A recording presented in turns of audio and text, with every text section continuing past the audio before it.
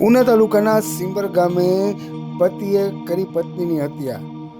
વાત કરવામાં આવે તો ઉના તાલુકાના સિંબર ગામે ઘર કંકાસના કારણે પતિએ પત્નીને માથામાં દસ્તો મારી અને હત્યા નિપજાવી છે.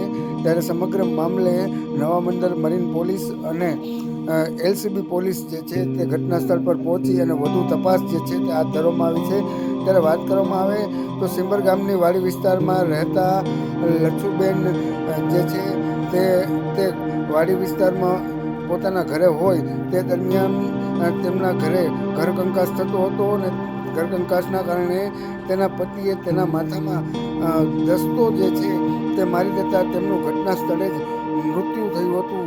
જે સમગ્ર મામલાની જાણ પોલીસને થતાં પોલીસ તાત્કાલિક સિંબર ગામે પહોંચી અને વધુ તપાસ હાથ ધરી છે અને આરોપીને પકડવા માટે થઈ અને ચક્રો જે છે તે ગતિમાન કર્યા છે. તો બીજી તરફ જે મૃત્યુ પામનાર લચ્છુબેન છે તેમના મૃતદેહને ઉના સરકારી હોસ્પિટલ ખાતે પીએમ અર્થે ખસેડવામાં આવેલ છે.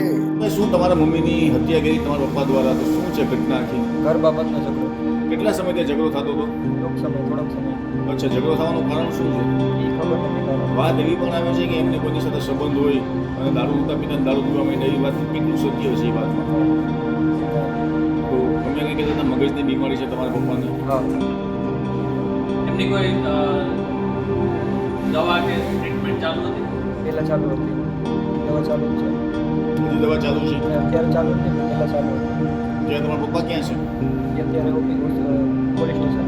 પહોંચી ગયા સામેથી પોલીસ સ્ટેશન કે એને લઈ ગયા? એ ખબર નથી.